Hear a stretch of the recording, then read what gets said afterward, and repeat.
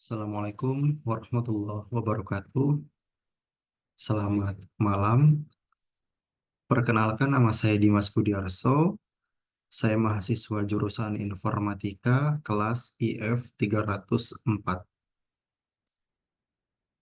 Sebelum memulai presentasi ini, eh, pertama-tama izinkan saya mengucapkan banyak terima kasih kepada Bu dosen atas kebijakannya, sehingga saya masih bisa diberikan kesempatan untuk mengerjakan tugas kembali, dan setelah perekaman ini selesai pun akan segera dapat saya kirimkan.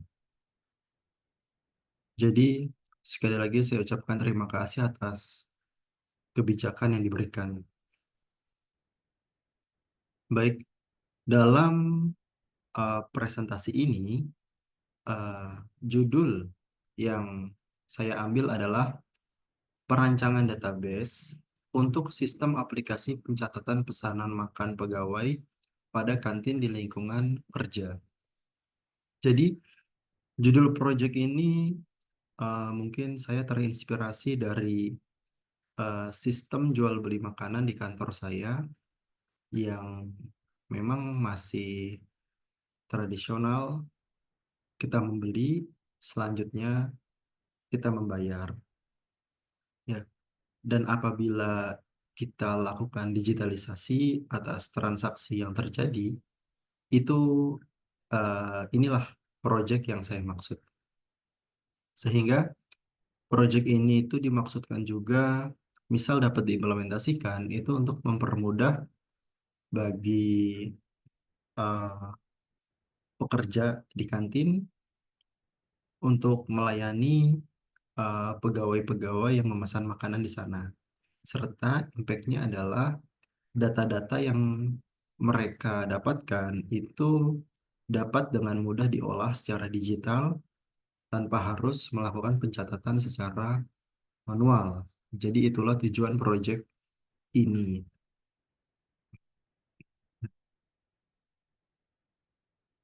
Nah, tadi sudah saya jelaskan terkait judul proposal yang saya ajukan.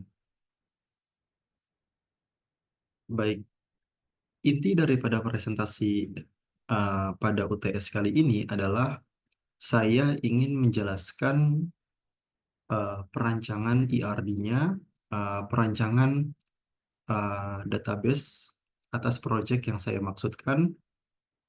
Jadi, dalam proyek ini, entitas yang saya ambil itu ada 4, ya. Atau bisa dibilang juga nantinya dalam database aplikasi ini itu memiliki 4 tabel, di mana ada yang namanya tabel pegawai, tabel menu, tabel pesanan, dan tabel item pesanan. Dan masing-masing tabel ini akan saling terhubung, saling memiliki relasi. Di dalam tabel pegawai ada data, yaitu ID pegawai sebagai primary key, ya, nama, jabatan, dan nomor telepon. Di tabel menu itu ada ID menu sebagai primary key, nama menu, dan harganya. Di tabel pesanan terdapat ID pesanan sebagai primary key, tanggal pesanan, dan terakhir adalah ID pegawai sebagai forgotten key-nya. Yang terakhir adalah tabel item pesanan. Tabel item pesanan terdiri dari ID item sebagai primary key, ID pesanan sebagai forgotten key-nya, ID menu sebagai forgotten key-nya, dan terakhir adalah jumlah. Jumlah di sini itu maksudnya adalah jumlah daripada ID menu yang diambil atau yang dipesan.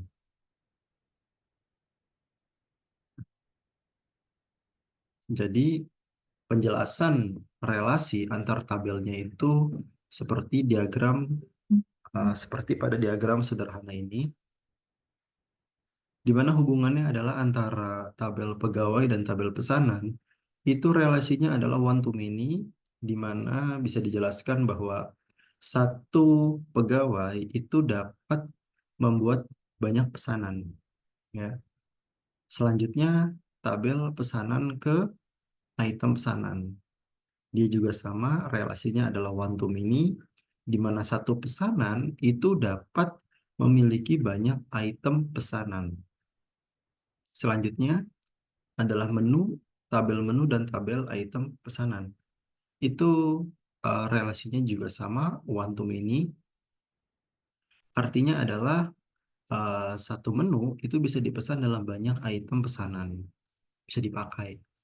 Ya, selanjutnya adalah item pesanan. Item pesanan di sini bisa dibilang sebagai tabel jembatan yang menghubungkan antara tabel pesanan dan tabel menu. Jadi relasinya itu adalah mini to mini. Ya, itu adalah perancangan ERD-nya. Nah, cukup sederhana dalam proyek yang saya buat.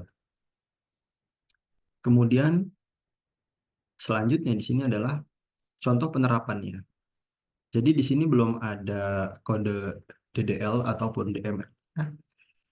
Belum ada kode DDL ataupun DML-nya. Jadi pada presentasi ini saya fokus hanya menjelaskan maksud proyek saya.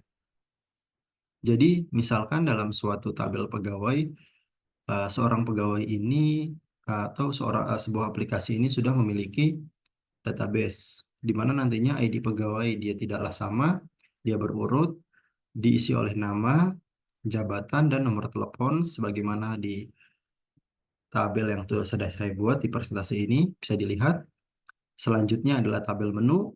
Tabel menu itu contohnya nanti berisi ID menu, dia urut, tidak sama, nama menu, ada nasi goreng, mie goreng, es teh, dan kopi hitam. Berikut pula juga dengan harganya. Ya. Selanjutnya adalah tabel pesanan. Tabel pesanan. Nah, saya ingin menjelaskan terkait tabel pesanan ini bahwa kalau di tabel pegawai dan tabel menu, ini basisnya adalah informasi yang diinput, ya, sebagai database. Jadi misalkan kalau tabel pegawai itu adalah informasi yang diinput kemudian dapat dipakai berkali-kali, ya, tinggal diambil aja datanya. Dan tabel menu ini adalah data yang mungkin yang diinput atau dibuat oleh pihak kantin. Nah, selanjutnya adalah tabel pesanan. Nah, bedanya tabel pesanan di sini itu bisa dibilang mungkin sebagai tabel transaksi, ya. Jadi, pada saat seorang pegawai ingin memesan sebuah makanan, maka dia akan membuat sebuah transaksi. Nah, mereka istilahnya membuat create order, ya. Jadi, pada saat mereka membuat sebuah pesanan, maka akan muncul ID pesanan satu di sini. Nah, di sini adalah tanggal pesanannya, yaitu dia memesan pada tanggal 24 bulan 12. Siapa yang memesan? Yang memesan adalah ID pegawai nomor satu. Kalau dilihat di contoh sebelumnya, ID pegawai nomor satu bernama Dimas Budiarso. Selanjutnya, di waktu yang bersamaan mungkin ada pegawai lain yang juga meng-create order, ya, atau membuat sebuah pesanan. ID pesanannya jatuhnya di nomor 2. Ya, tanggalnya sama, di hari yang sama. Siapa yang melakukan? Yaitu pegawai dengan ID pegawai nomor 2. Siapa? Yaitu Fatih Nur Rahman. Jadi di tabel pesanan ini sebagai contoh penerapan itu ada dua pesanan yang dilakukan oleh dua pegawai yang berbeda. Ya. Selanjutnya adalah tabel item pesanan. Di sini itu maksudnya adalah pada saat seorang pegawai membuat sebuah pesanan, dia akan merincikan pesanan apa yang dia ingin beli, makanan apa dan minuman apa. Maka didetailkanlah di item pesanan. Dia contohnya di sini ID itemnya dia tidak berurut. Nah, di sini ada angka yang sama, yaitu artinya ini ID pesanan satu, ya. eh, Pesanan yang pertama, mohon maaf, pesanan yang pertama dia memesan dua menu. Di sini bisa kita gambarkan sebagai begitu. Menunya apa? Yaitu menu pada ID menu satu dan menu ID 3. Berapa jumlah yang dia pesan? Yaitu di tabel jumlah. Dia memesan menu pada ID menu satu sejumlah 2, si pegawai nomor satu ini juga memesan ID menu nomor 3 sejumlah satu. Selanjutnya adalah pesanan kedua. Pesanan kedua itu memesan dua menu yang berbeda. Di sini bisa digambarkan. Jadi si ID pesanan yang kedua ini itu dia memesan ID menu nomor 2 dan nomor 4 sejumlah masing-masing satu. Jadi itulah 4 tabel yang saling berelasi yang berkecontoh penerapannya, di mana dari 4 tabel yang telah kita buat itu kita bisa mengembangkannya terkait untuk kode DML-nya ya. Nah, jadi secara umum, general dan kesimpulannya bahwa perancangan database ini yang digunakan untuk sebagai sistem aplikasi eh, secara garis besarnya itu bisa dilakukan, bisa disambungkan dengan sistem ya, sehingga database kita ini eh, sudah menampung misalkan pada saat proses untuk pegawai login, ya pegawai melihat menu, pegawai membuat pesanan, pegawai menambahkan pesanan, pegawai melihat total harga, pegawai melihat ringkasan pesanannya, dan terakhir adalah pegawai melakukan pembayaran berdasarkan total harga yang dia dapat. Ya, selanjutnya adalah terkait laporan untuk admin. Jadi tabel yang tadi dijelaskan itu adalah kode DML yang nantinya kita akan buat, dan terkait seperti ini ya, di mana seperti contoh poin nomor 5, nomor 6 itu bisa dibilang nanti kode untuk DML-nya ya. Namun pada presentasi ini adalah fokus menjelaskan proyek yang ingin dibuat secara garis besarnya, dan untuk detailnya nanti akan dilakukan pada presentasi selanjutnya dengan langsung menerapkan tabel-tabelnya dibuat di Postgres dan nanti kita akses melalui PG Admin.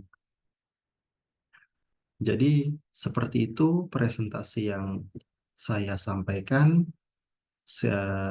Sebelum mengakhiri presentasi ini, sekali lagi saya mengucapkan terima kasih atas kebijaksanaan yang dibuat oleh Bu dosen. Kurang lebih saya mohon maaf, terutama bila ada kata-kata yang kurang berkenan.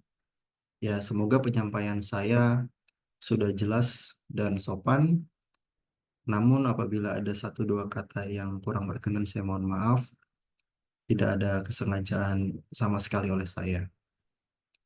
Wabillahi taufiq wal hidayah. Assalamualaikum warahmatullahi wabarakatuh. Terima kasih.